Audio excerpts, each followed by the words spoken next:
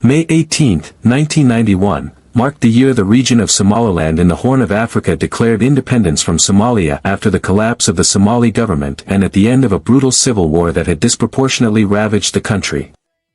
Although this region, formerly a British protectorate, did briefly gain independence on June 26, 1960, it voluntarily united with the erstwhile Italian Somaliland to form the Somali Republic. The union was to prove, however, challenging, and the two maneuvered for decades in a situation of political tension, economic disparity, and warfare. When the Somali government collapsed in 1991, Somaliland had the perfect moment presented to it to revive its sovereignty. After the civil war, Somaliland set out on the remarkable path of state building, stabilization of governments, effective democratic institutions, and a lively civil society.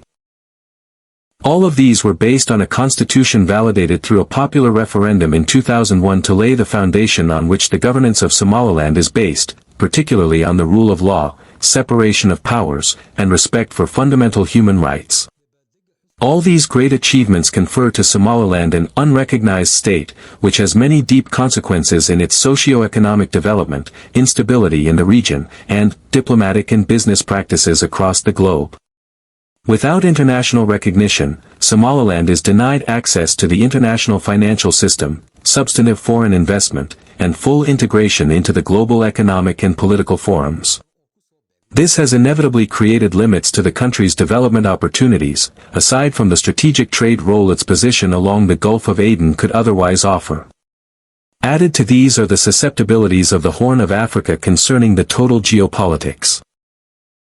This is because the entire region is replete with complex political relationships, security challenges, and various states and non-state chess playing their interests. A strategic location has brought in the significance of Somaliland in regional security and economy, and it might seem that a bid for recognition touches on powerful regional and international interests. Though has been multi-layered, it involves bilateral and multilateral engagements at various levels and public diplomacy campaigns that are also meant to underline democratic achievements and stability. These have included lobbying at the AU level, the UN, and influential countries, especially in the West.